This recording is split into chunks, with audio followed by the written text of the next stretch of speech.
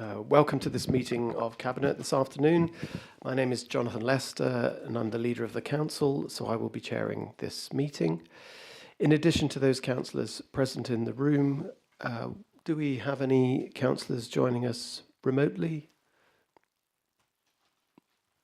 No? Okay then. So Cabinet members are present and we have group leaders in attendance, and we also have two chairs of scrutiny present, and they will be introduced accordingly. So thank you. I will now formally open the meeting. The agenda papers and other relevant information for this meeting are available for public viewing on Herefordshire Council's website. The Council is streaming this meeting live on Herefordshire Council's YouTube channel and making a recording. To ensure that the recording quality is maintained, please speak clearly as possible and keep background noise to a minimum. Microphones should be muted when you're not speaking. Please make sure that mobile phones and other devices are set to silent. Others are permitted to film, photograph, record public meetings, provided it does not disrupt the business of the meeting. If any members of the public attending do not wish to be filmed or photographed, please notify a member of staff. As we move through the agenda, in addition to discussion by Cabinet members, I will invite group leaders or their representatives to indicate if they wish to provide any views or questions from their groups. Where appropriate, I will also call on scrutiny chairpersons to comment on behalf of their committee. Each group leader will be able to speak once on each item. Voting for any of the items on the agenda will be with a show of hands from Cabinet members who are physically in the room. Thank you.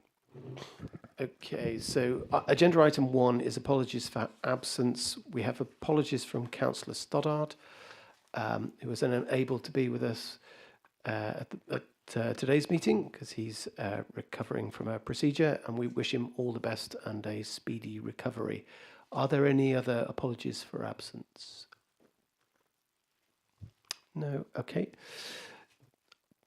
Item number 2, are there any Table A, Table B, or any other interests for items on the agenda today? No? Okay, thank you.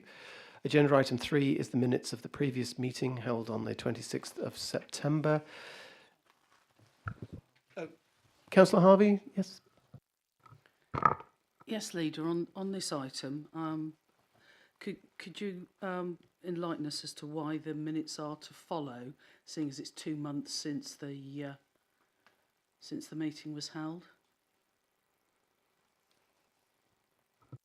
They were published as a supplement on the 21st of November.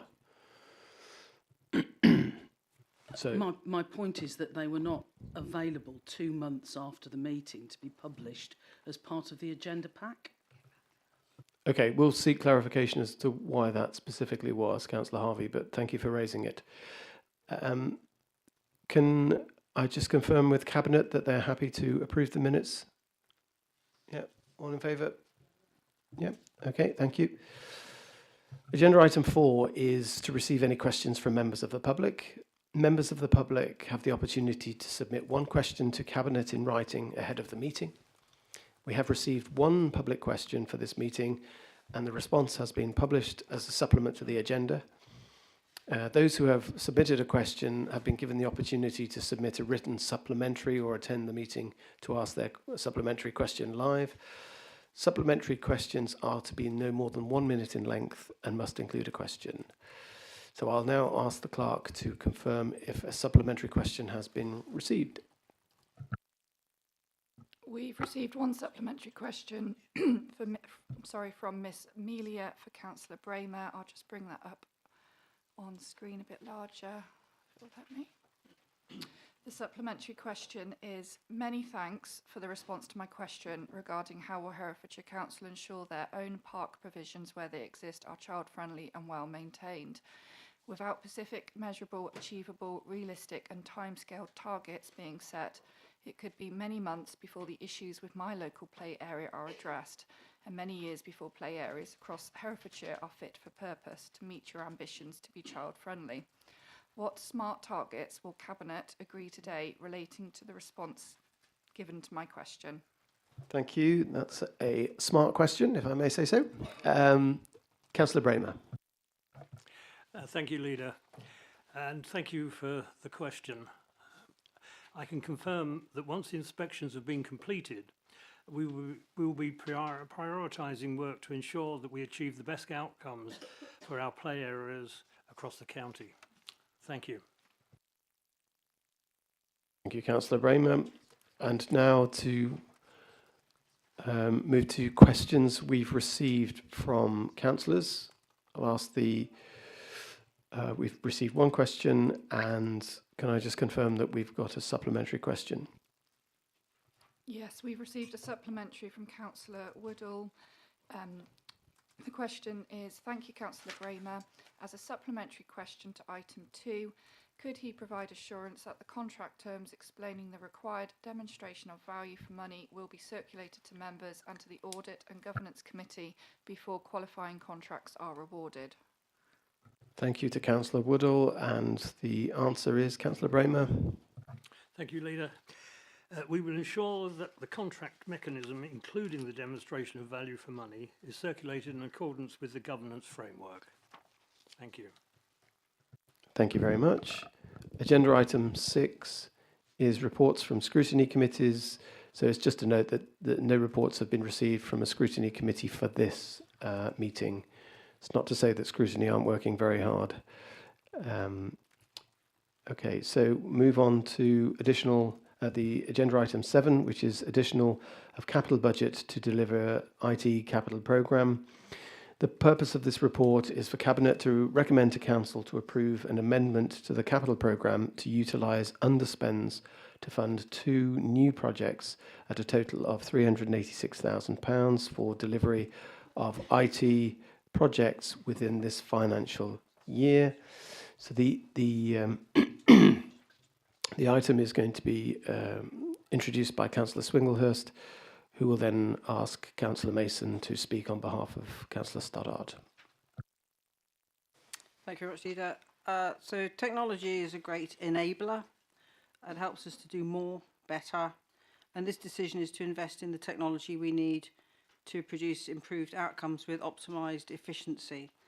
Delivering the wide area network replacement project will increase security and enable us to meet the expectations of future service delivery. The modernisation of the contact centre will enable operational efficiency, improve customer-focused service and better performance monitoring.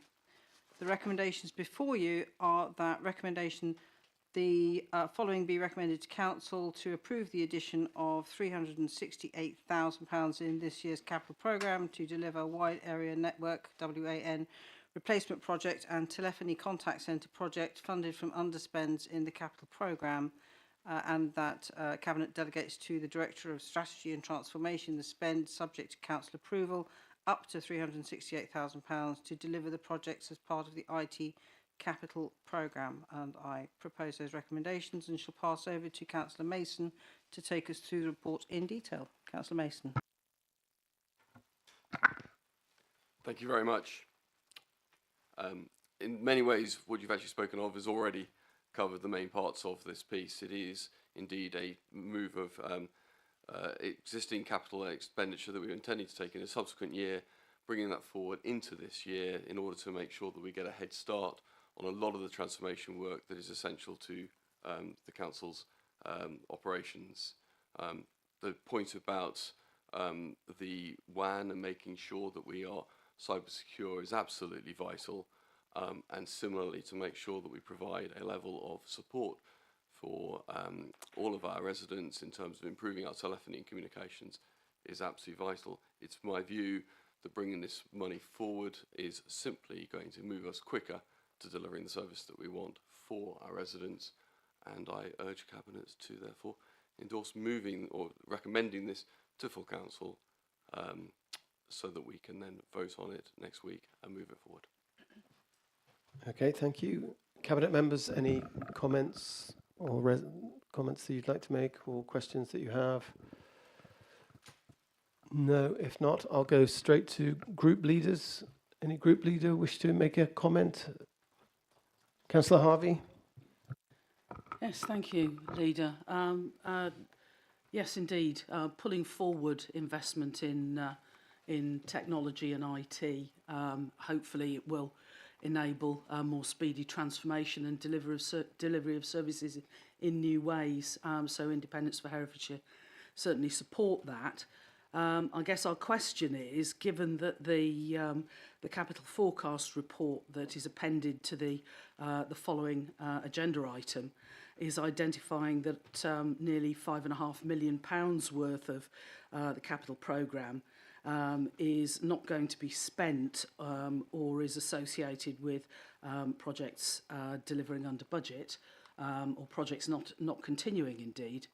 Are there any other transformation and IT related investments that we should be bringing forward into this year, particularly given the slow pace at which transformation seems to be delivering in terms of savings in year?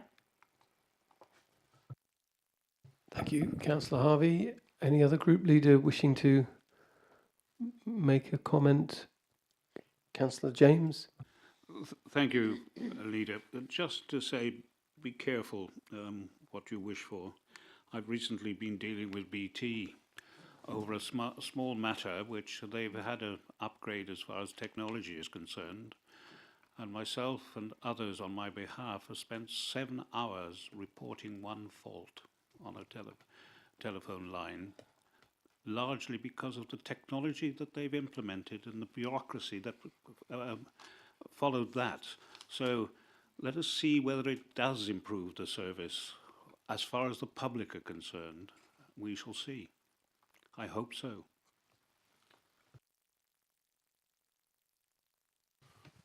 Any other group leaders wish to comment? Okay, thank you very much.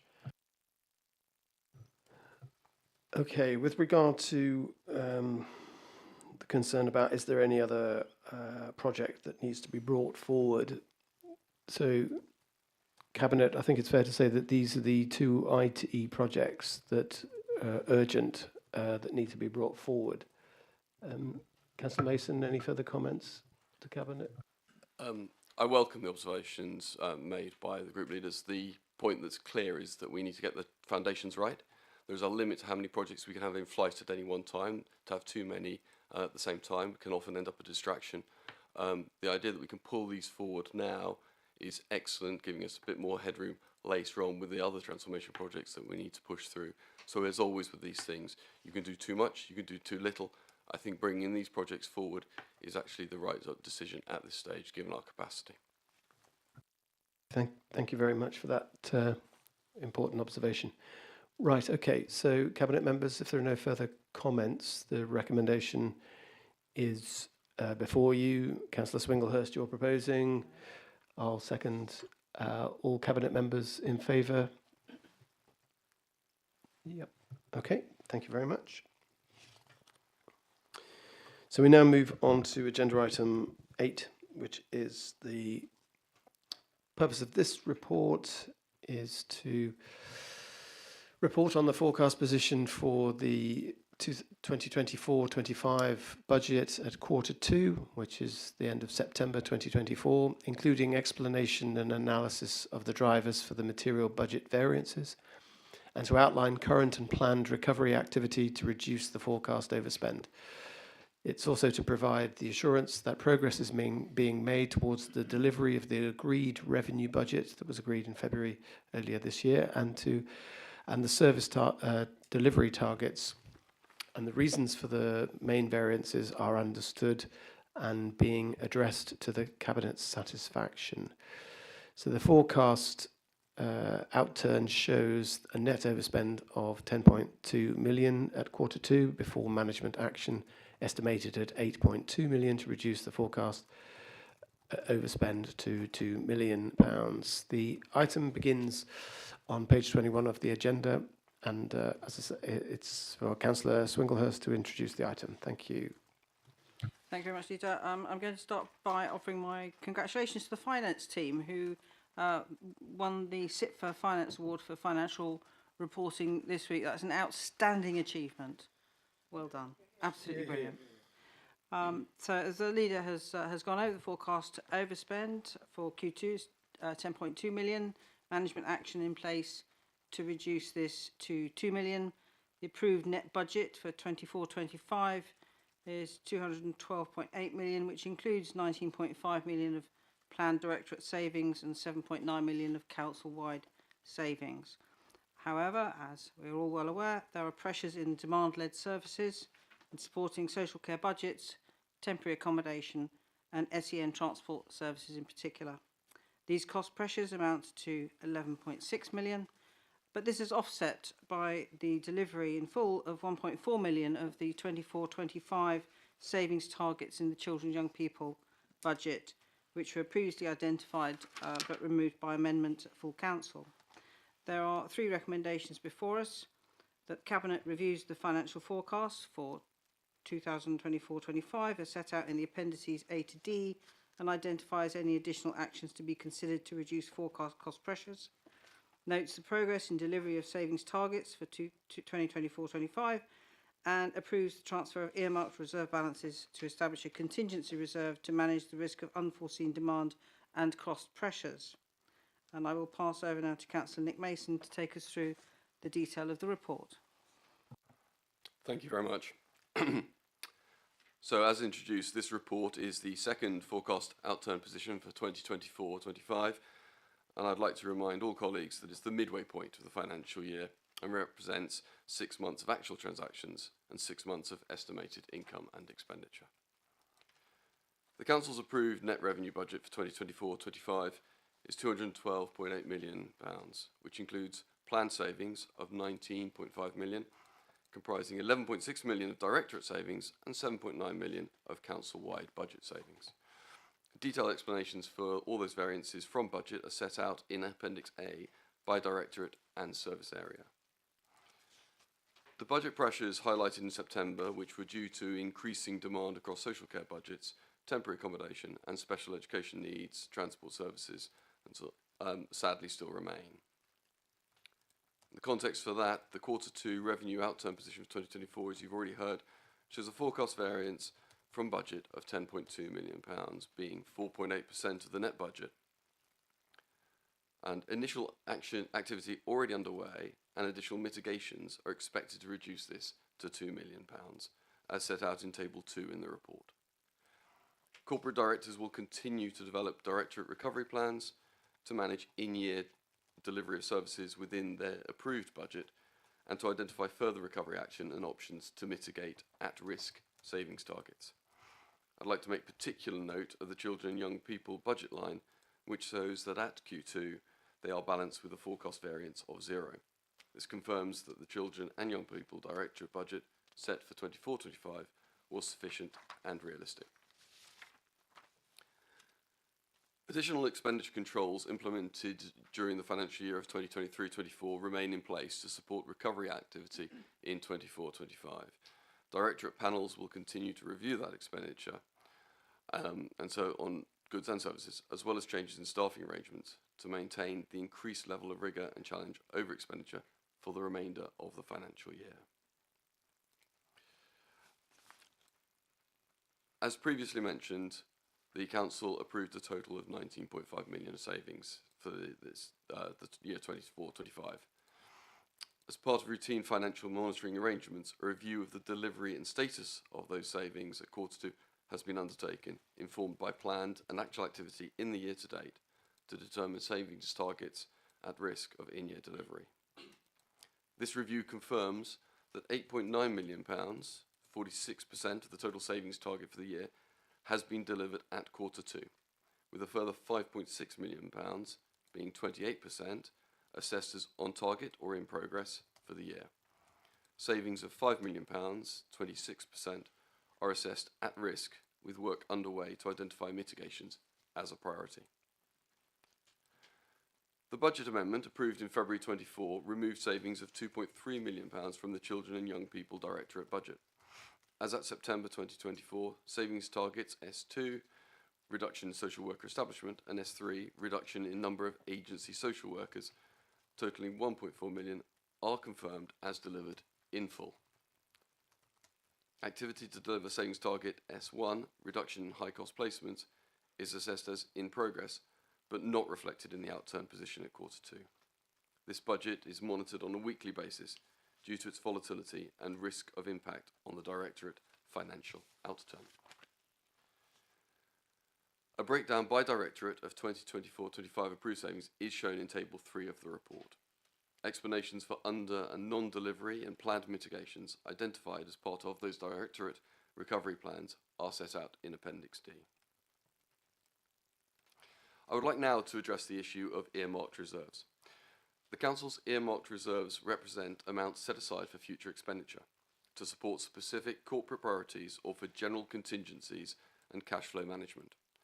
The overall level of reserves is reported to Cabinet at least annually. The last report to Cabinet in May 2024 noted total audited balances of 82.8 million, comprising the general fund balance of 9.6 million and earmarked reserve balances of 73.2 million pounds. It's considered prudent to maintain a level of reserve balances commensurate with risk, and an assessment to confirm the adequacy and robustness of balances is undertaken annually by the Section 151 officer as part of the budget setting process. Whilst provision was made in the 2024 revenue budget to support increases in demand and costs across all services, the Council continues to experience significant in-year financial pressures in respect to social care budgets for adult and children and home-to-school transport, these budgets representing the majority of the forecast overspend at Q2. These pressures are widely reported as the key budgetary pressures for local authorities across the whole country. To mitigate against such in-year pressures now and in future years, I propose the establishment of a contingency reserve of £11 million with funds transferred from the Business Rates Risk Reserve. This will reduce the balance on the Business Rates Risk Reserve from £19.7 million at the 1st of April 24 to £8.7 million. The remaining balance is considered reasonable and prudent to manage risks in the business rate regime, including uncertainty over appeals. The contingency reserve balance of £11 million will remain under review during 24-25. Future use of the reserve will be subject to appropriate governance in accordance with the Council's Finance Procedure Rules and Constitution. The Chartered Institute of Public Finance and Accountancy, CIPFA, highlights an annual assessment of the adequacy of reserve balances as best practice in the context of an authority's internal control framework and risk management arrangements. In order to assess the adequacy of earmarked reserves, the Section 151 officer and leadership team should take account of the strategic, operational and financial risks facing the authority to ensure adequate reserves to manage the impact of uneven cash flows as contingency to cushion the impact of unexpected expenditure and as a means of building up funds to meet known or predicted requirements. The Council's earmarked reserve balances at 1st of April 2024 are included at Appendix E. A full risk assessment to determine appropriate levels of reserve balances will be undertaken as part of the budget setting process for 25-26, and an explanation of risk and justification of balances will be reported. As mentioned by my colleague to the Scrutiny Management Board at the October meeting, as part of our routine financial processes, we will conduct a full and detailed review and update of Herefordshire Council's reserve strategy. He will present this to Cabinet next month on his return. This strategy will provide the context and rationale for each reserve and will underpin our approach to the use of all of them, ensuring that our future use of reserves is fully aligned with our financial plans and that we continue to make the most efficient use of the Council's reserves. I would like to now turn to address the Dedicated Schools Grant, the DSG. The cumulative DSG deficit is accounted for as an unusable reserve on the Council's balance sheet, as permitted via a statutory instrument, which will remain in place until the 31st of March 2026. This enables all local authorities to ring-fence the DSG deficit from the overall financial position in the statutory accounts. Beyond the period of the statutory override, the expectation is that any balance on the DSG unusable reserve will transfer back to the Council's total earmarked reserves. The deficit will have an impact on the Council's overall financial position once the override period ends, and this risk is being managed alongside the assessment of the adequacy of the Council's reserves as part of the Council's medium-term financial strategy. It should be noted that this issue, again, is a major concern amongst local authorities nationally. At the 1st of April 2024, the cumulative deficit brought forward totals £6.1 million. The current in-year forecast is an overspend of £7.6 million within the high needs block of the DSG. This will increase the cumulative deficit to £13.7 million by the 31st of March 2025. A focused review to quantify the impact of emerging demand in 25 and 26 and future years is currently underway to inform the Council's DSG deficit management plan. Herefordshire, like many other local authorities, continues to experience increases in demand which are simply not met by corresponding increases in funding. This is a significant risk across local government, and the number of authorities with significant DSG deficits is increasing. The Council continues to work with the Department of Education, Local Government Association and other local authorities to seek clarification on the position once the statutory instrument expires and a sustainable funding strategy for the high needs. I would now like to turn to the other aspect of the budget, namely the capital outturn. The 24-25 approved capital budget of £160 million has been revised to £96.4 million. This revised capital budget includes £15.3 million of unspent project budgets brought forward from 23-24, approved movements of £2.8 million, removal of a project, the Maylors Library, of £2.6 million, and £3.7 million additional grants, all of which are detailed at Appendix B, Table B. In line with external audit advice, the capital budgets have been reprofiled at Q2 in line with expected delivery, and therefore £82.8 million of budget has been reprofiled from 2024 to 25 to future years, with a full breakdown by project shown in Appendix B, Table C. A summary breakdown is shown in Table 4 in the report. The forecast spend position is £88.8 million, which represents an underspend of £7.6 million against that budget of £96.4 million.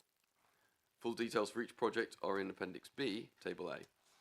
This underspend consists of £5.4 million projects that will deliver below the project budget and £2.2 million in respective project budgets to be rolled forward for delivery in 25-26 if not spent.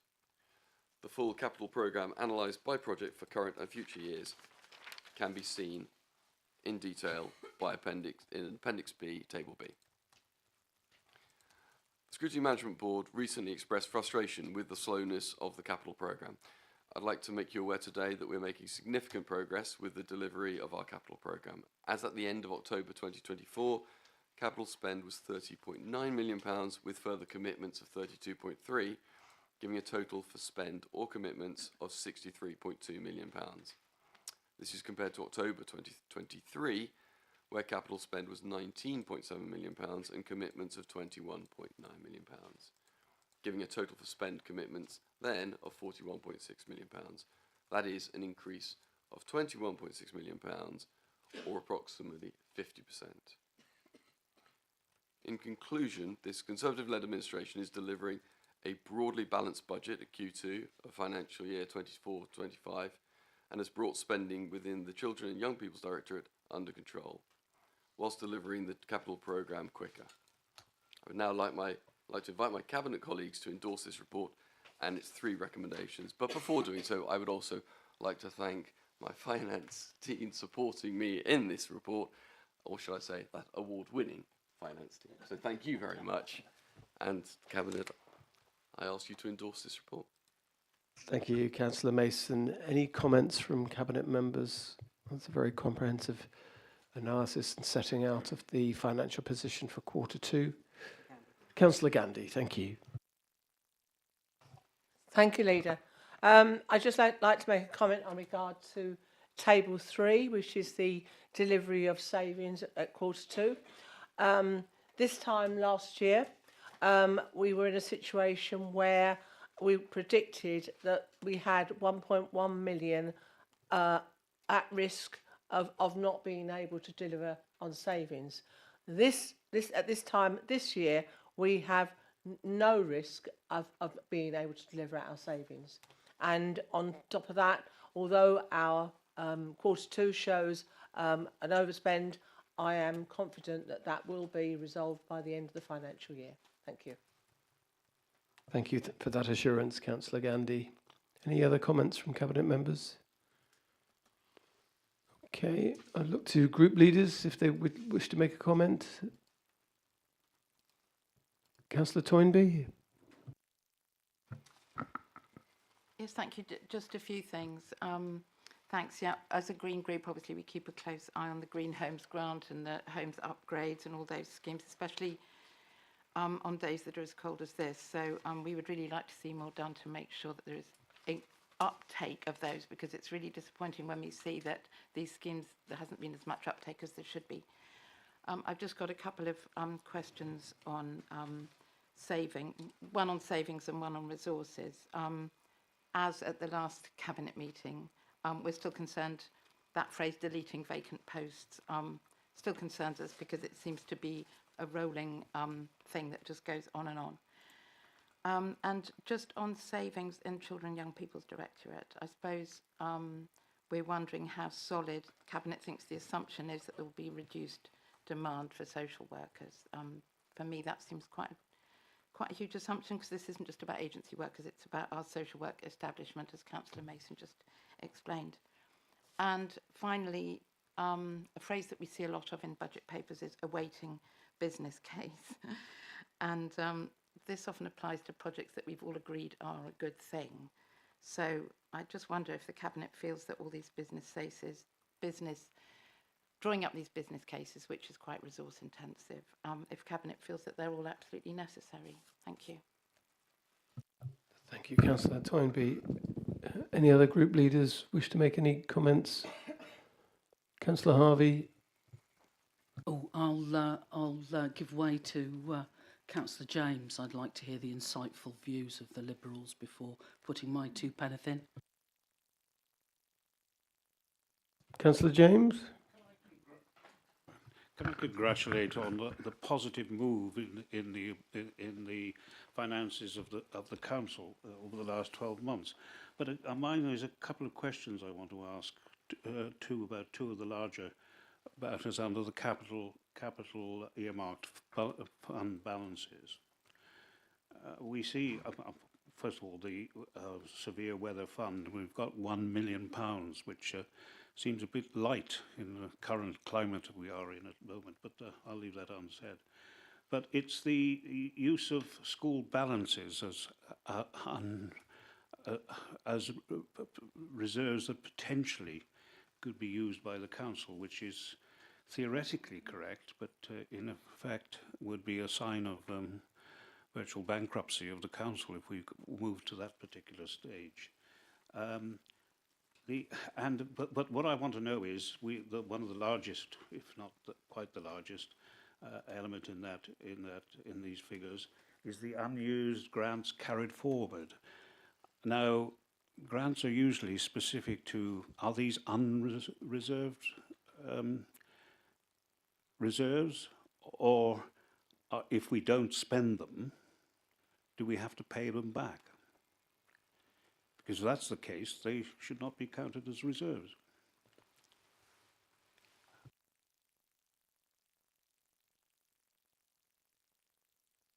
Okay, any other comments or questions, Councillor James?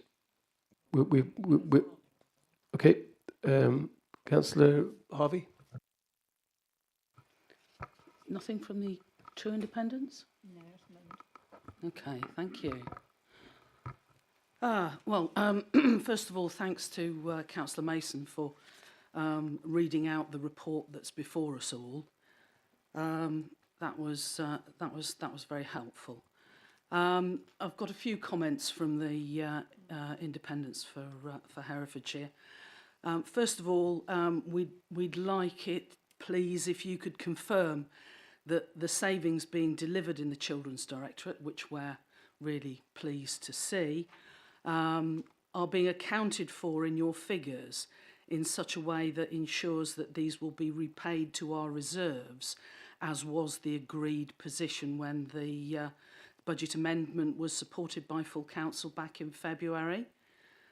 And also as agreed at that full council meeting in February, your administration stated that the commitment that was made in previous years by the coalition administration to use additional income received by the council as a consequence of higher interest rates being applied to council investments would be directed as additional funding in year to support current and additional hardship initiatives for hard-hit families.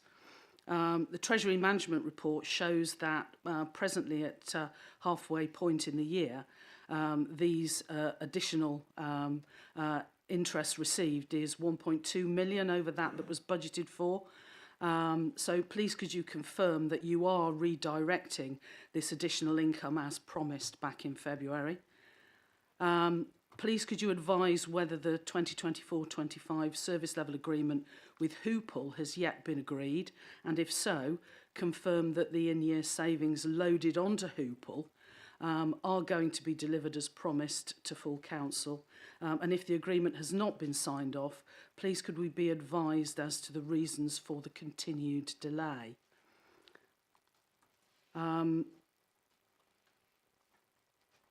We're a little concerned that you don't seem to be providing the level of detail that used to be provided to explain the reasons for shortfalls in delivery of savings in the appendices to your budget report. What specifically is putting the council-wide delivery of the transformation savings at risk? Why is the Thrive programme failing to thrive? And what is the problem delivering the new operating model that you assured us all had been planned and ready to go? When I was chair of the Scrutiny Management Board, we had on our work programme for June this year an item to actually receive the savings delivery plans that we were assured back in February sat alongside the savings that were proposed in the budget. It's disappointing that that meeting was cancelled and that agenda item was also taken out of the scrutiny work programme. It does not appear at AP6 that there are delivery plans for all of the savings that were put in the budget. Otherwise, we wouldn't be in the position that we're in now.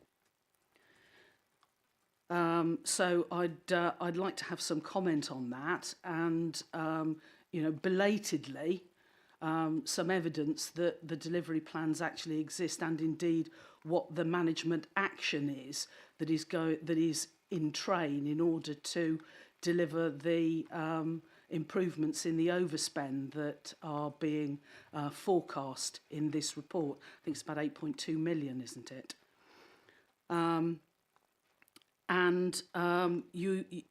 As far as the capital programme is concerned, we are concerned that you're pushing nearly £83 million. That's more than half of this year's budgeted capital programme into next financial year.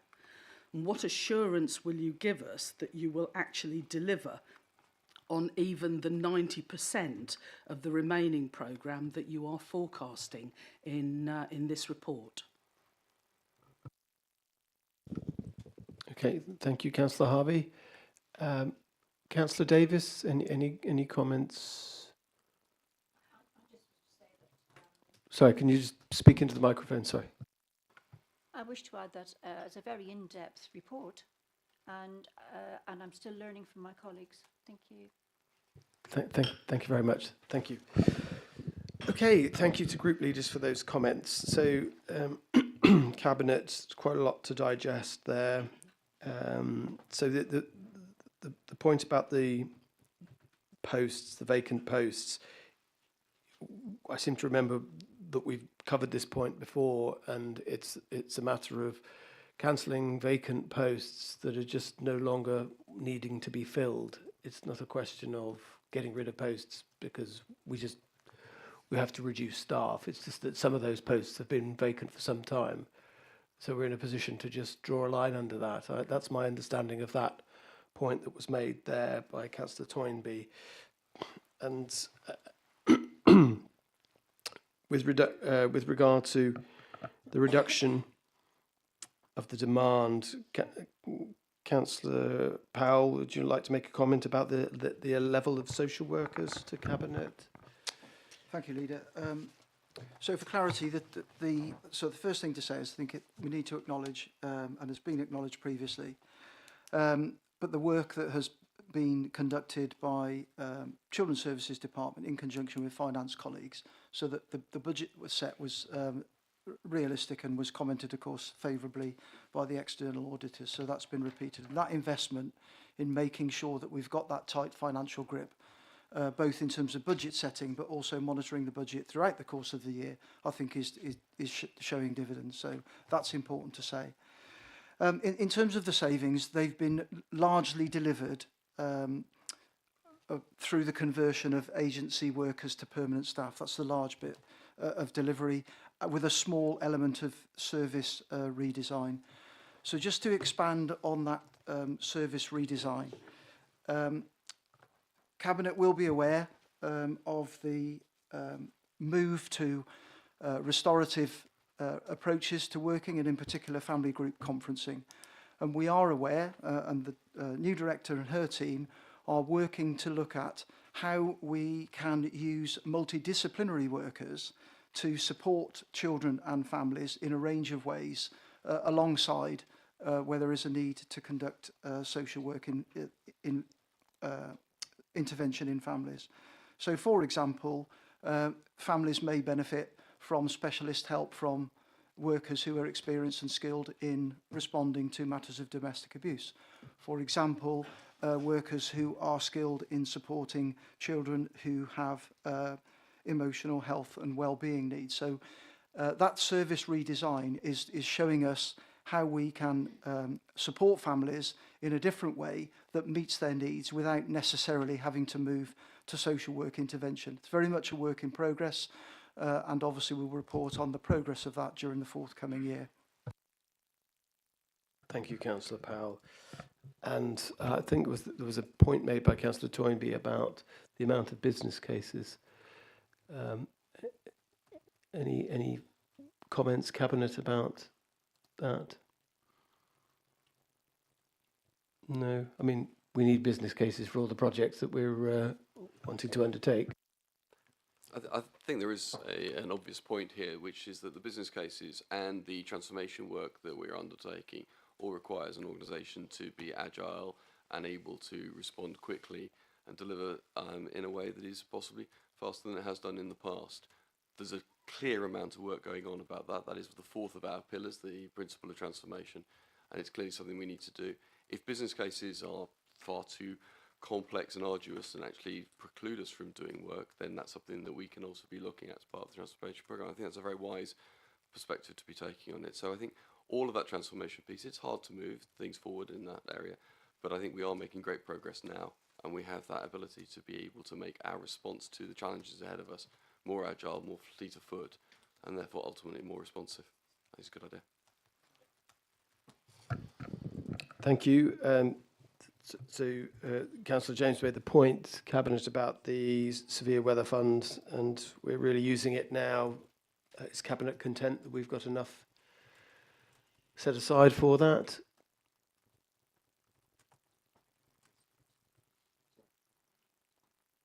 Yeah, we'll be reviewing. Apologies. We'll be reviewing that as part of the earmark reserves. And then there was a point about unused grants being carried forward. Can we have some clarification for Cabinet on that point?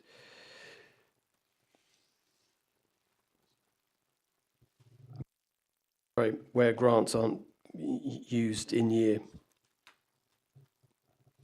Yeah, we have no risk of having to return those funds. Right, okay, so no risk to return those funds.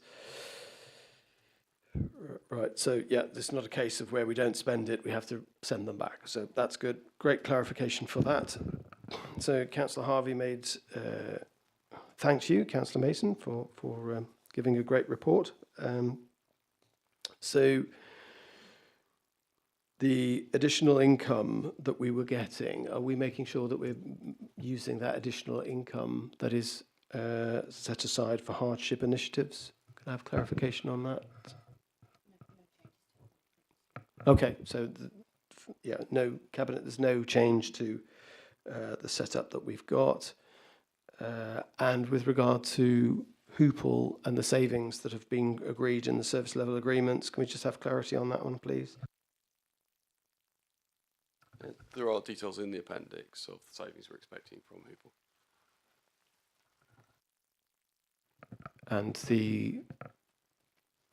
And we're continuing to work with them to review how the services are delivered, are we not? Right, so that's an ongoing process.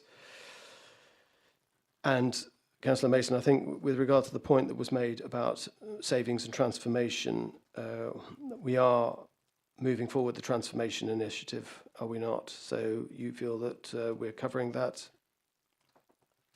Absolutely, as we mentioned earlier, it takes a while to get these things underway. I'm delighted to see Rosie having joined us, of course, and I think we're making great progress now. Yeah, and there was some concern about the need to be more have more clarification on the savings plans and the mitigation strategies. Do you think that there's enough detail in the reports to highlight that? Yeah, I think we're considering them, moving them forward. Absolutely. Yeah. Okay. And then I think there was a point also about the capital programme and the speed at which the capital programme is being delivered. But you said in your response, did you not, that 50% of that, there's been a 50% increase in the delivery of that capital programme? There's been a 50% increase in the delivery of the capital programme, that's right. Yeah. In the previous capital programme, we delivered around £40 million worth of capital projects.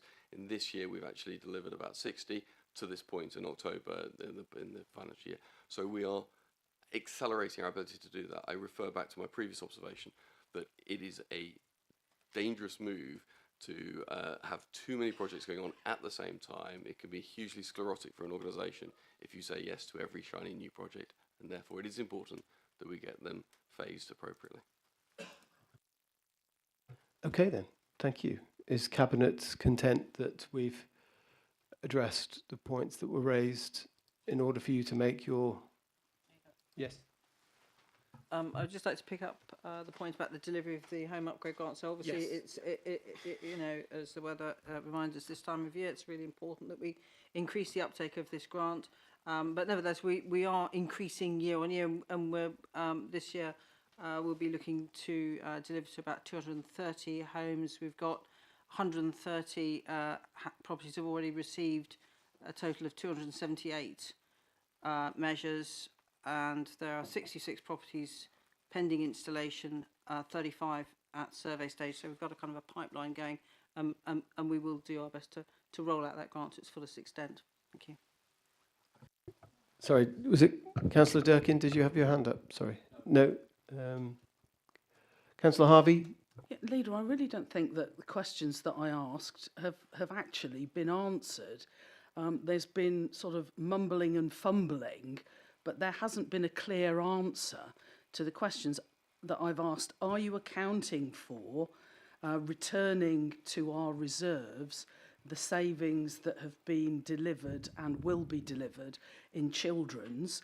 Are you going to be spending the 1.2 million that we have acquired in additional interest and the money that we will get month by month between now and the end of the financial year, as you promised to full council, by providing it to the hardship initiatives, and have we agreed the service level agreement with Hoople, and if not, why not? Yes, we have agreed the service level agreement with Hoople. And all of the points that you've raised, we'll give you a written answer. There we go, Councillor Harvey. Thank you. Right, so Cabinet, if you can... if there are any no further comments, all good? Right, okay then. So, Councillor Swinglehurst, you're proposing? Okay. I'll second. All those in favour? Excellent. Okay, right. So we will move on to agenda item 9, which is the Q2 performance report for 2024-25. So the purpose of this report is to review the performance of Q2 and to report on the performance position across all directorates for this period. This item begins on page 59. Officially, Councillor Swinglehurst will propose it from a cabinet role, but we will also ask Councillor Mason to take us through the finer points. Thank you, Leader. So the council plan is our map, the delivery plan our vehicle. Performance report is the opportunity to check that we're going in the right direction, passing the mileposts to our destination. As with any journey, there are useful landmarks, some highlights, some good views, and the occasional pothole that might need attention. I'll pass over to Councillor Mason for the detail. Thank you. Thank you for that introduction. And I suspect my my report will be more dry than some of those potholed roads. In line with our vision for Herefordshire and delivering the best for Herefordshire in everything we do, we've sought to make this report as accessible and clear as possible. And any feedback as to how we can continue to improve those reports would be extremely welcome. This is the second report in respect to that new council plan of 2024-28 and the associated delivery plan of 24-25. Of the 174 milestones that were due to be in progress in Q2 under the delivery plan, 152 or 87% have been completed or are on track to be completed by the end of the financial year. And it's probably appropriate at this moment to remind you that this is a report as at the end of Q2. We have made further progress since then. Herefordshire Council have continued to deliver on its capital investment programme, which comprises over 100 projects.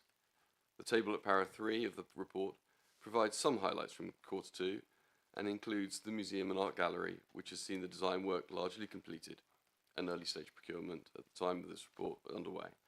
A framework provider has been engaged to develop the procurement strategy in the light of a challenging picture regarding industry's capacity, and a funding bid is being assembled for the public sector decarbonisation scheme, which, if successful, would bolster the project and the specification for sustainability. The Shire Hall Library and Learning Centre development has seen REBA Stage 3 completed, and an application has been submitted for planning listed building consent. REBA Stage 4 detailed engineering level design is underway and will feed into a contractor procurement process in early 2025. As of the end of Q2, the road resurfacing across the county programme was approximately 40% complete, but I do look forward to, in the conversation later, hearing about the progress we have made in that area. The school's maintenance programme continues at pace with 19 work packages now completed. 2 are currently in delivery and a further 22 are planned for Easter/Summer 2025.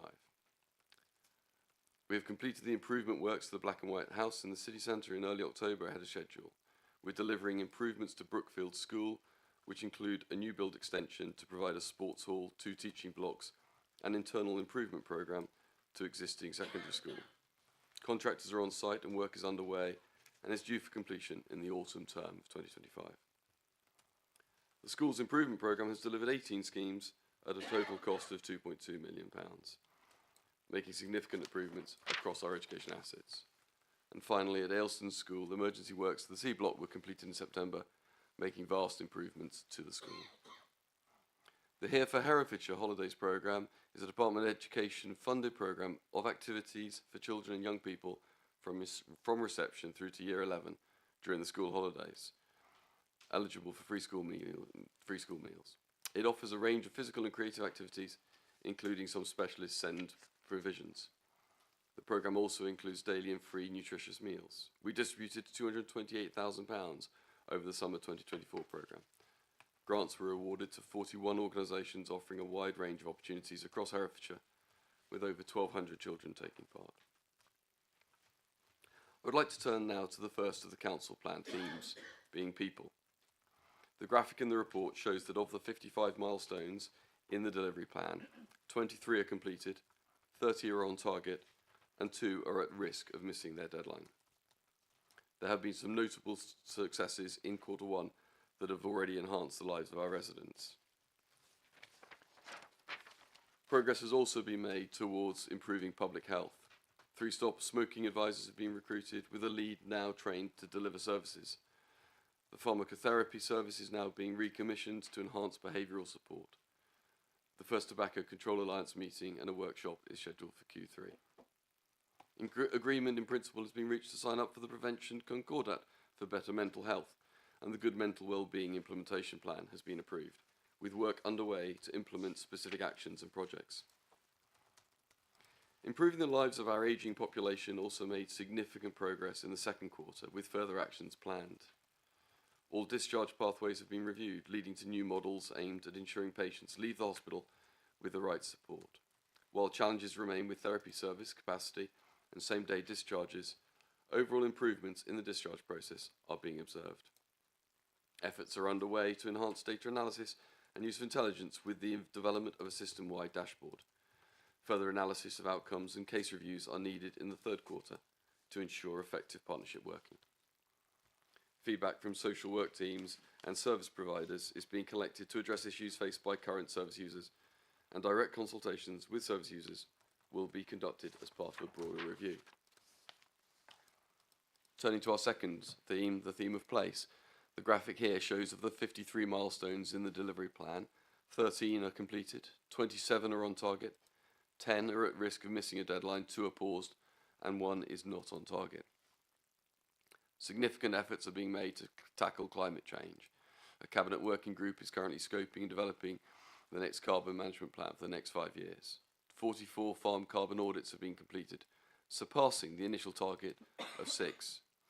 The second phase of the home upgrade grant is performing well, with 93 installs this year and 3 installs through the Home Energy Saver scheme. 30 charge points are now live, with more in the pipeline. The Western Bypass programme is still on track to deliver design review of phase 1 of the southern section of the Western Bypass by the end of March. The scoping for phase 2 of the Western Bypass indicates that additional work is needed beyond what was initially anticipated to meet government Green Book requirements. The strategic case for phase 2 is now scheduled for June 2025. Work was completed in August to surface dress 30 sites across the county, with further work to spend the remaining budget being planned for completion by the end of the financial year. Turning to the third of our themes, growth. I'd like to highlight that the graphic shows 42 milestones in the delivery plan, 10 completed, 24 on target, 3 at risk of missing a deadline, and 5 are not on target. Significant efforts are underway to develop affordable housing. 3 experts have been commissioned to review best practices in affordable housing delivery. Master planning for high quality affordable housing is currently in progress on Merton Meadow, Bromyard, Ross and other council owned land, with engagement from registered providers and delivery agents. As part of the work on the revised draft local plan, following the central government's review of the national planning policy framework, the council is engaging with developers and registered providers. Additionally, the council is considering direct delivery options to address specific needs on a case-by-case basis, contingent on an acceptable business case and governance. Land has been secured for the improvements to the Great Western Way pathway. Engagement with businesses at Skylon Park regarding future management arrangements is underway, following the transfer of the management of Skylon Park to the council. A local framework has been established as a procurement tool for the town's investment related to the Greening the City initiative. This process has taken time, but now offers a more streamlined approach designed to provide opportunities for local contractors. These projects are currently undergoing the tender process. And the fourth and final theme, we've touched on this already today, is the theme of transformation. And here you can see of the 24 milestones in the delivery plan, 7 already completed and 17 on target. Significant technological advancements are in progress, including testing the new telephony system, developing a project plan for the new website, piloting that migration to Microsoft 365, enhancing digital functionality in customer services, and piloting the use of artificial intelligence within the council. The Future Council operating model was launched at the employee conference, and efforts are ongoing to develop the transformation strategy and the strategic transformation programme to facilitate its implementation and delivery. An employee survey conducted in Q2 showed an increase in the employee engagement score to 3.7, up from 3.56 in 2022. As explained in the Q1 report earlier this year, the Office for Local Government, Oflog, an office of the Ministry for Housing, Communities and Local Government, has been established to provide information about the performance of local government to audiences in all levels of government and indeed to the public. However, some of the data published by Oflog is historic and therefore should be interpreted with caution. The following 10 indicators have therefore been selected by Herefordshire Council to demonstrate a more meaningful indication of our latest performance. Those are found in the report. You will note, of course, that there are 2 of those where the KPI is flagging red in our red, amber, green key. In regard of those 2, the first one related to the percentage of children and young people social work assessments completed within the timescale of 45 days. The multi-agency safeguarding hub social work assessments remain low over Q2, as we have seen the outcome of the impact of the higher caseloads in June that rose to 27 due to staffing vacancies. These caseloads are now down to 21, and we will see this improvement of performance in Q3. There are only 9 assessments open over 45 days, so there was, at the end of Q2, no backlog in the system. Assessment teams continue to manage 6 vacancies, and we have been successful in appointing 1 new permanent candidate. The other area where we have a red flag was with regards to affordable homes, and the delivery of affordable housing is expected to vary from quarter to quarter due to inclement weather and shortages on skilled workers, etc. This year we have 2 large development sites where the contractors have gone into administration. This has delayed the delivery of the properties. New contractors have been appointed. The original projection of the delivery of affordable housing will, therefore, be delivered slightly later than originally predicted. Appendix A to the report provides the detailed status of all those 174 milestones contained within the delivery plan across those 4 themes of people, place, growth and transformation. In conclusion, this report highlights the continuing good work that Herefordshire Council is carrying out in support of our residents, and I would now like to invite Cabinet colleagues to endorse both it and its single recommendation. Thank you. Thank you, Councillor Mason. So, Cabinet members, any comments? Councillor Price.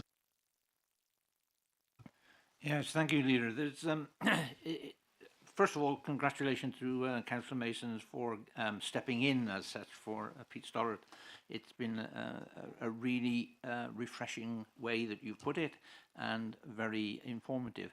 I want to just pick up on the point about resurfacing and the performance thereof. I'm sure others have more up to date on it. When I've read the report to start with, I know it is only up to Q2 that we've got 40% of the resurfacing work done. I think it's much, much higher. Somebody else will inform us exactly the amount. But what I wanted to say was, it's obvious to me that if we deliver this sort of work in the summertime, we get much better efficiency out of it and much better performance. So for next year, when we put in additional funds into the capital programme, that we can consider this as a unless we're told otherwise, then we get it started earlier in the year. It is very important because in the last couple of weeks, we've certainly seen hold up of weather to cause issues when you're trying to do anything on the roads, whether it's drainage, resurfacing, or even surface dressing. It's very good to know that we spent the money. We've got a contractor in place to do it.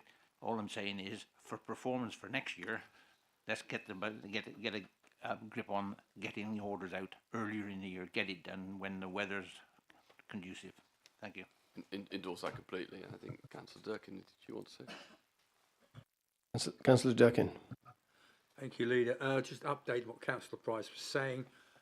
To date, we heard of Q2 41%, and I can confirm that by the full programme we delivered by the end of the financial year. And at the end of November, 94% of the A and B roads have been completed, and the total spend to date is 67% of that programme. And we are also attending to the other roads that we are looking for with using the Cs, and they will be also completed 30 or so items will be completed by the end of the financial year, looking to the future to do some more good work for the people of Herefordshire. Thank you. Councillor Gandy. Thank you, Leader. I just want to comment on the fact that I'm delighted that once again the Rough Sleepers shelter will be open at the beginning of December. And this is supported significantly by a number of voluntary sector organisations, without which we could not be able to manage this. Unfortunately, severe winter came early this year, and officers acted extremely quickly to ensure that those rough sleepers who wanted to be sheltered could be, and we will continue to do so during inclement weather until the shelter is opened. And I'd like to thank them, our officers, for all the hard work they did at such short notice to ensure that our rough sleepers were not subjected to the awful weather that took place while I was on holiday. Thank you, Councillor Gandy. Thank you. Councillor Swinglehurst. Thank you. Yes, I'd just like to pick up one or two of the highlights from my own portfolio. In planning, you may recall the procurement for new software. That's very advanced now, and we look to that to be dynamic and intuitive and transform the way that the service works. We're also procuring a new consultation platform which will work with that new software. The awaiting allocation list, so these were planning applications that didn't have an officer allocated, has gone from 350 in April to just under 50 this week. So that's a tremendous improvement. We continue to meet the statutory reporting requirements. We have a fully staffed development team, and that, as you know, it's been very challenging. Recruitment has been very difficult in this area. We now have a fully staffed team. The pre-app and discretionary services have been completely reviewed and revised and launched. We have over 30 pre-app requests in currently. The enforcement internal audit outcome was positive. We are trying to improve communications with councillors in terms of sharing the improvements with the team. And we also have had to look at the proposals from government, the NPPF, given a very full response to the NPPF consultation. We wait the outcome of that. We have challenged the level of mandatory housing targets in Herefordshire. The council's carbon journey continues and is at 63% currently. We will be continuing to work on that and try to keep on target for 2030. The big ticket items, I suppose, for the environment team, the LNRS, is now at the point where it's about to publish the survey and mapping, opportunities mapping. You might know that we're out at the moment consulting on county tree strategy, and that, as far as I can gather, that seems to be getting quite a lot of interest from the public, which is very gratifying and good. So more of that would be excellent. In terms of the phosphate mitigation, we have a commission contractor now for Tarrington, and really it's just waiting on the weather to make it possible to do the works on the ground. Other mitigation schemes will be coming forward, and we anticipate releasing more credits next year. We have currently 742 houses have been released to date. And then the Rivers Conference, which is referred to in the papers, was held and was generally a success. I think I had a lot of positive feedback from it anyway. And then finally, you know, you wait ages for an award, and then you get two on the same night. So congratulations to the team for their RTPI award for excellence in planning for the natural environment. Thank you. All excellent stuff. Right. Okay. Any more comments from Cabinet members? If not, we'll move swiftly on to group leaders. Group leaders' comments. Councillor Davis. I've got great concerns about the electric charging points. There's a lot of homes that don't actually have a space in front of their homes to actually park their car, never mind about having a charging point. Also the fact that it costs them quite a bit of money if they ask for a dropped curb for those people who can take a car onto their driveway. What I was wondering, is it possible that the charge for a drop curb could be dropped, considering that we have to, we have to abide by the regulations that government has brought in? Thank you. Any other group leaders? Councillor Harvey? Yes, if nobody else has got anything to say. First of all, I'd like to say congratulations and well done to across all the portfolios for the work that's on track and has been delivered by this point in the year. It's good to see, and it's good to hear some of the success stories in detail.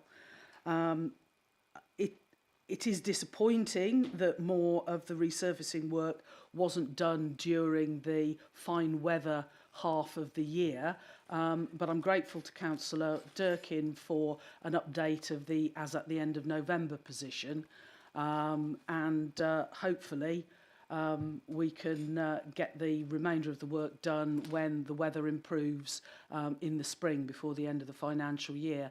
None of our communities like to see resurfacing work going on through the winter. There is a general feeling that it just exacerbates the chance of the surface work popping off or lasting a much shorter period of time than would be the case otherwise. So for that and for the natural, the flood mitigation and phosphate management projects, please can we get ahead on the planning for delivery of those works so that they can be undertaken during the fine weather parts of the year, particularly the phosphate mitigation, because our building industry is desperately waiting to be able to have those phosphate credits released. And if we've got to wait 4 or 5 months for the ground to dry out because we haven't got around to letting contracts until the winter, it's just pushing everything further and further to the right. As having acknowledged and said nice things about the stuff that has been done, as you would expect, I'd like to focus on the areas of concern that are highlighted in the report in terms of the ambers and the red pieces of work. Where we're not delivering to target in terms of supporting our young people, not in education, employment or training, and that's really disappointing to see. We're not speeding up in the delivery of traffic regulation orders or speeding the spend on Section 106 to the degree that we had ambition in the report. Those are amber as well. The public realm contract re-tendering is showing as amber, and delivering on the sustainable travel projects funded by the Levelling Up Fund are also behind target, as is the local transport plan work on bridge structures, which are really important to us, and nobody wants to get to the point where bridges are so dilapidated in their condition that roads actually have to be closed, as was almost the case in my ward a year or so ago. We're going slow on issuing grants for natural flood management action. We're below target on CO2 reduction. The delivery of the Great Western Way pathway improvements is behind where it was planned to be. The heads of terms are not yet signed for Wye Valley Trust on the Education Centre. And we're going slow on all the projects that are promising funding and partnership working with parishes. Lengthsman, our public rights of way, and shamefully, the funding to help with drainage. And I'm surprised we've got to this point in this cabinet meeting and there's been no mention of the terrible flooding that our communities have suffered over recent days. And I'm sure it's an opportunity to commend the work of our officers on the ground who have been out there doing tremendous work in supporting people and addressing the flooding issues that our communities have faced on the ground. Nevertheless, it's highlighted that we have severe problems with flooding, and some of that is self-inflicted in terms of not actually maintaining and keeping clear things like the flood gratings on the Yaser Brook flood alleviation system, so that we spent a lot of money putting in. So we really need to buck our ideas up on that. And we need to get the money out to our parishes so that in partnership working, they can actually start doing the things that we're encouraging them to do, when we do need to walk our talk on that and get that money out the door. We're red on phase 2 of the bypass. Please, look, this is not, it's not phase 2, it is the Western Relief Road. Please will you stop calling the Southern Link Road the first phase of a Western bypass? Department of Transport has told you over and over again. Councillor Harvey, Councillor I'd really like to get this meeting flowing. So if you're going to, we know your objection. We know your objection to the bypass. Well, don't call it the first phase of the bypass. We will refer to it as we think fit, and we don't need to hear your views on what we think you think we should call it. So if you could just that's Department of Transport, actually, not me. If you could just make the points that you want to make so that we can move the meeting forward, please. It's disappointing to see that the Golden Valley Parkway is showing at red, and that the Hereford and Worcester Group Training Centre on the Enterprise Zone seems to be in the doldrums, and an update on whether or not that project is going to go forward would be good to hear. Why is the new transport model developed by transport experts under contract to us months late and still under wraps and being tested in-house? You know, what is it that we're doing in testing that? Are we making sure that it's delivering the answers that you need in order to justify your continued spending of council reserves on an undeliverable Western road projects? And finally, how can you be reporting all of your transformation targets as being on track or delivered when we've just heard in the budget report how much is at risk in terms of in-year savings that are predicated on achieving this transformation activity?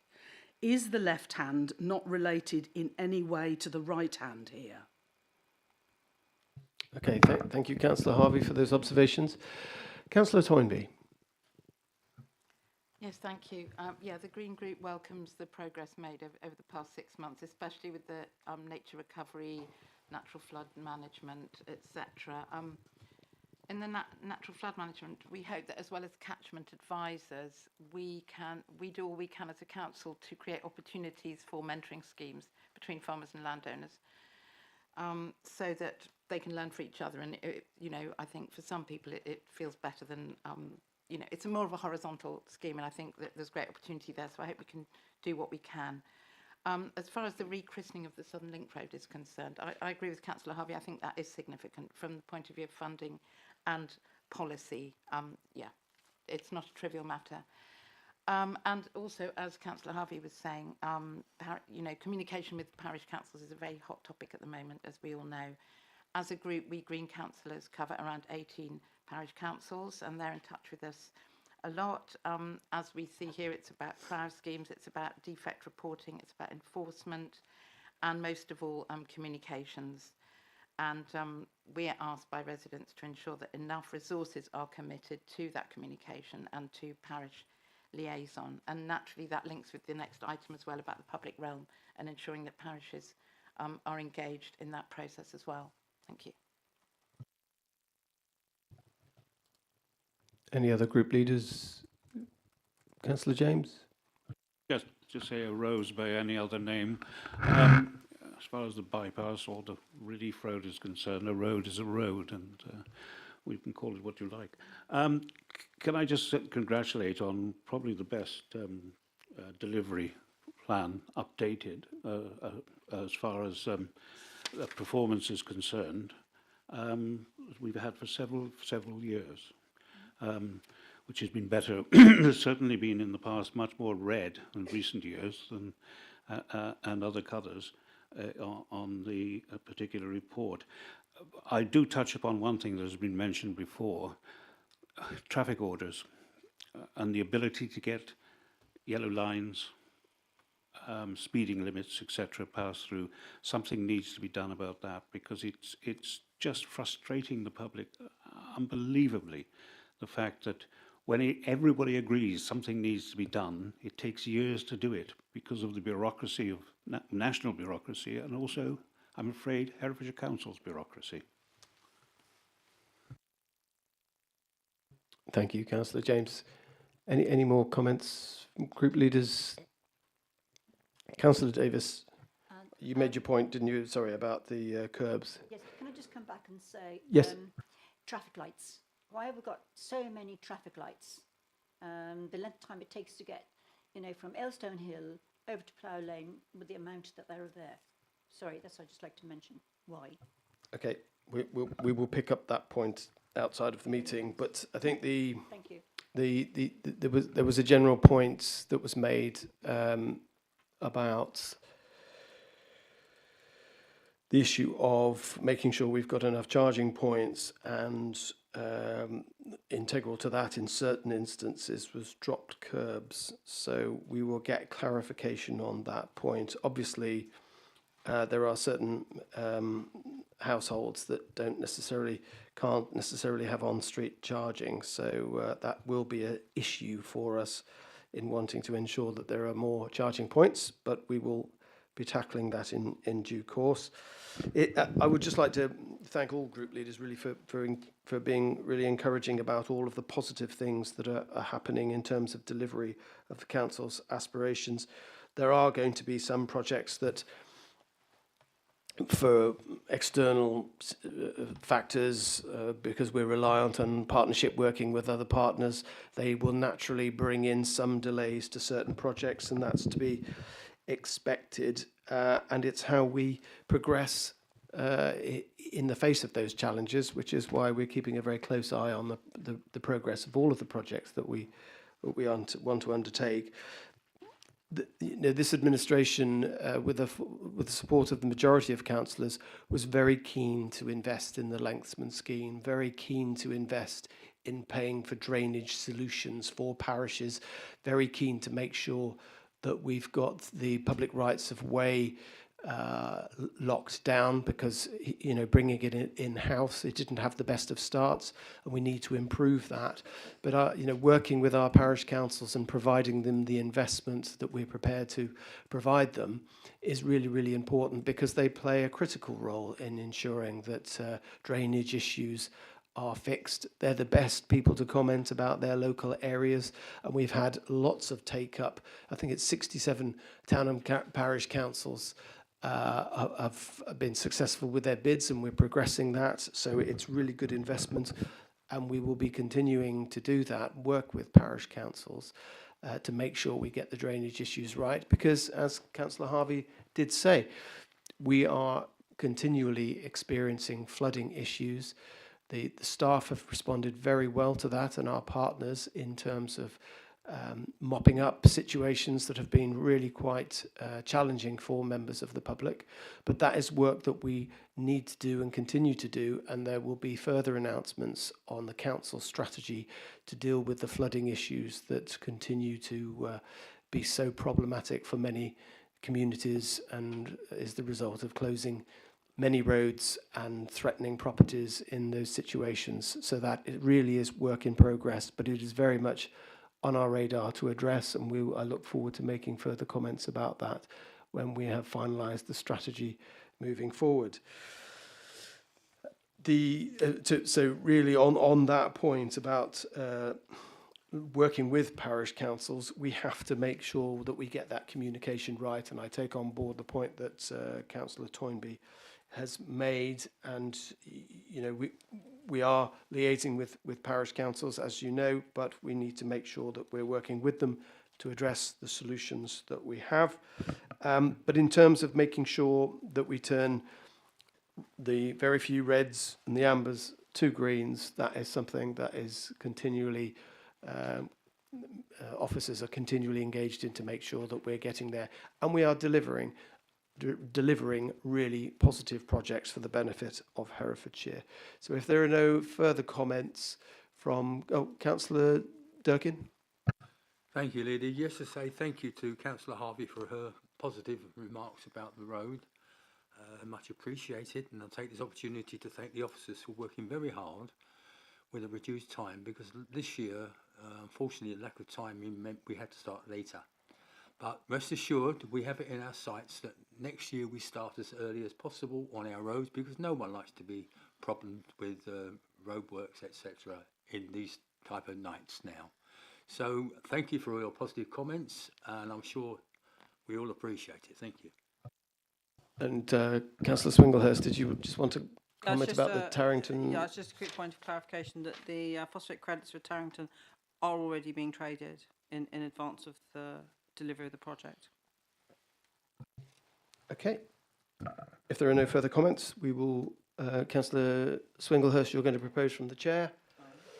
I'll second that. All Cabinet members in agreement to accept the report and the recommendations? Thank you. We move on now to agenda item 10, the new Public Realm Service. So this report seeks to approve the Council's Public Realm Service model and to delegate authority for the procurement and associated requirements relating to IT, fleets, depots and demobilisation of the current contract. So the agenda item begins on page 81. And if I can hand over to Councillor Bramer just to introduce the item. Thank you. Thank you, Leader. This report represents the next stage as the Council seeks to secure the new Public Realm services from the 1st of June 2026. In April, the Cabinet report approved the termination of the current Public Realm contract and set out the reasons for that decision. The June Cabinet report approved the operating model for the purposes of market engagement, which was carried out during the summer. The findings of the market engagement are summarised in Appendix 1. As detailed, the market were broadly supportive of the new model, suggesting minor amendments to the model, which the Council have accepted. Appendix 2 sets out the operating model that is proposed to be adopted by the Council and form the basis for the procurement during 2025. This report seeks, A, that the Cabinet adopt the Public Realm Services model set out in Appendix 2, and B, the Cabinet delegates the authority of the Corporate Director, Economy and Environment in relation to the procurement, leases, fleet and demobilisation of the current contract. The current contractor has been kept informed of the developments and have committed to supporting the transition to the new arrangements. Following the procurement, it is proposed to return to Cabinet towards the end of 25 to secure permission to award the new contract. The timescale shows 5 months allows 5 months mobilisation for the new contract and good time for the new Public Realm services to be in place and operational from the 1st of June 2026. Thank you. Thank you, Councillor Bramer. Any comments or thoughts from Cabinet members?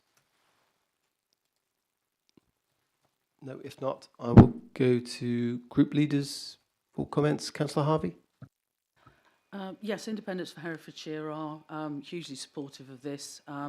It's really important to keep going on this one. It's a really tight and challenging timeline to get through this retendering process, and we're hugely supportive of all the work that's going on amongst our officers to bring this about.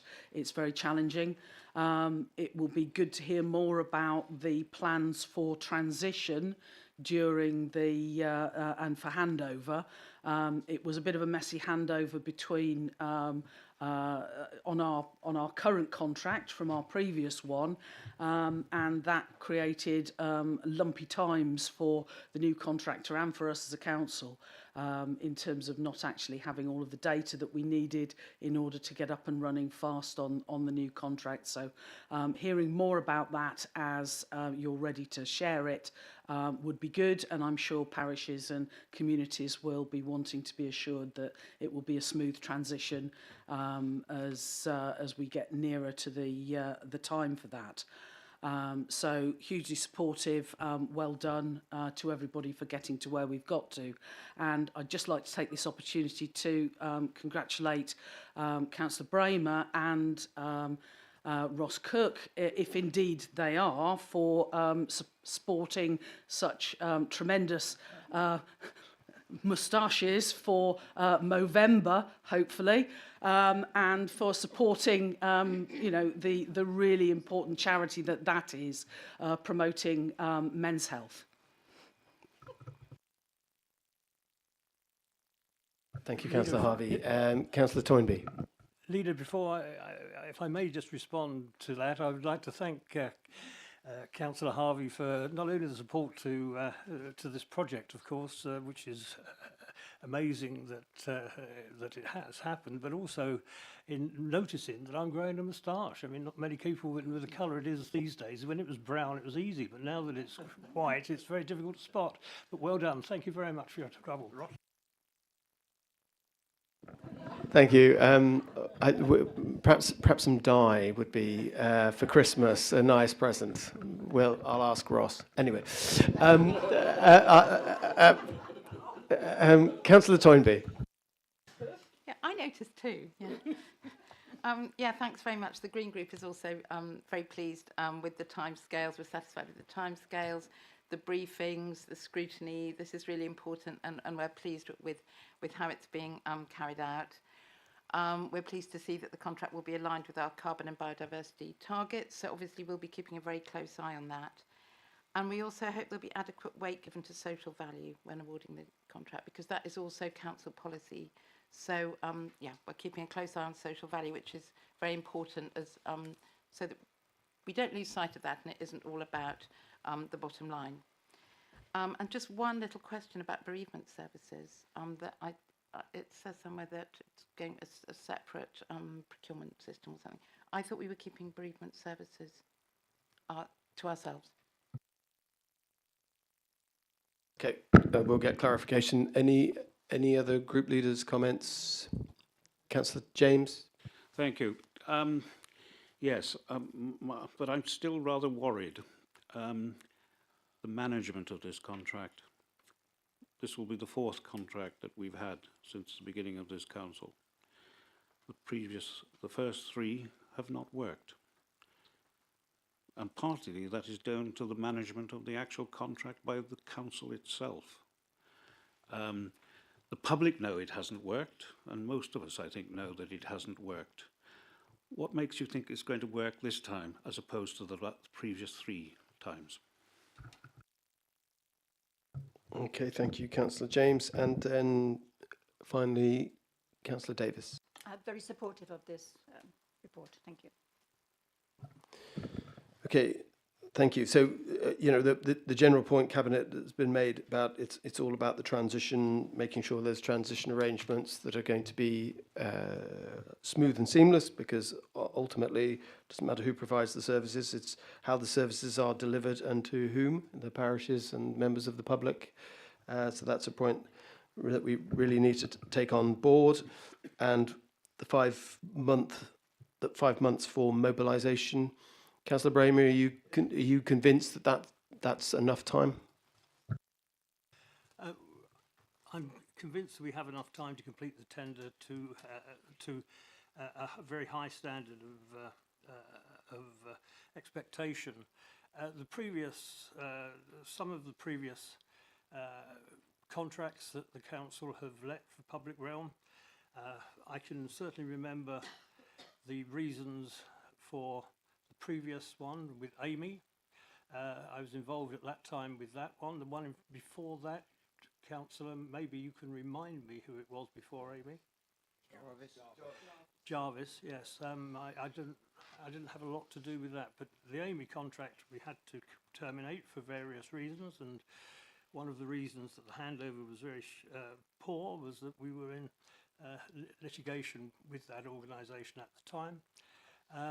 The latest contract, for the first several years of it, I thought ran relatively well, but in later times, up to now, the contract fell into, some people might describe it as a chasm of difficulties, and we have to ensure, and I'm sure by my conversations with the various officers, including the director, that we have learned a lesson that these contracts are vital in the county, and that we will, without doubt, in the 2 years that we've given ourselves in order to find a new supplier, we will find the right supplier for Herefordshire, and I have no doubt about that.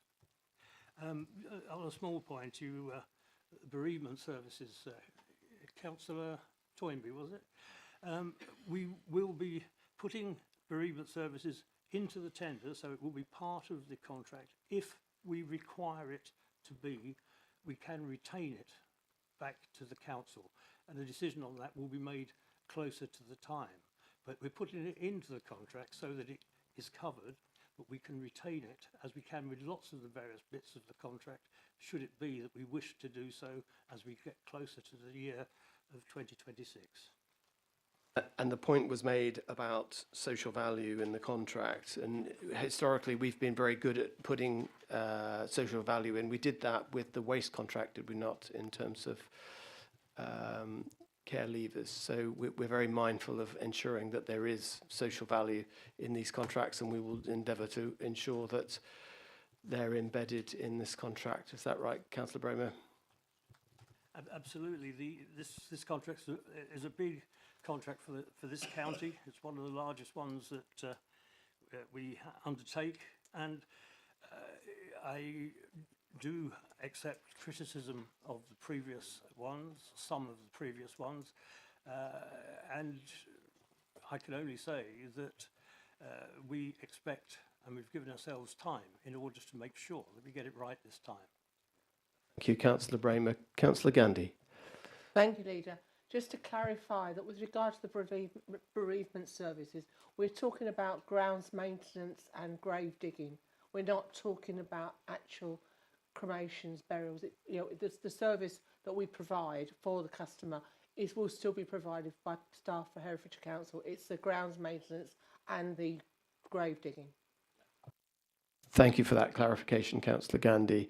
Right, okay, we have 5 recommendations put forward. It's proposed by Councillor Bramer. Councillor Bramer, have you got a seconder? Councillor Durkin, thank you very much. So, Cabinet, all in favour? Yeah, thank you. That's unanimous. Okay then, so I'd like to thank everyone for their attendance, and to Ross Cook and to Councillor Bramer for supporting Men's Health Charity awareness. That's a good point to pick up on. Very perceptive of you, Councillor Harvey. So thank you all for your attendance, and the next Cabinet meeting will be on the 19th of December at 2:30. So I will now formally close the meeting. All members of the public are requested to leave the building promptly. Please ensure that you've taken all of your personal possessions with you and return your visitor's pass to the reception. Please can I have confirmation that the live stream has now